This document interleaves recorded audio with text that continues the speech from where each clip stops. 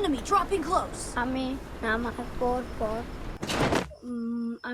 পর বন্দুক Got a দিয়ে gun! সামনে যাচ্ছিলাম, তখন হিট মেরে Help me! তখন আমি কিলার হয়ে যাই। আমাদের টিমমেট পিকে এসে রিভাইভ দিতে চেয়েছিল, পিকের ছাদে এসে পরে আমাদের একটা টিমমেট নামে। তারপর আমাদের শাহিন টিম মেম্বার ও যাচ্ছিল আমাকে নামাই দেওয়ার জন্য।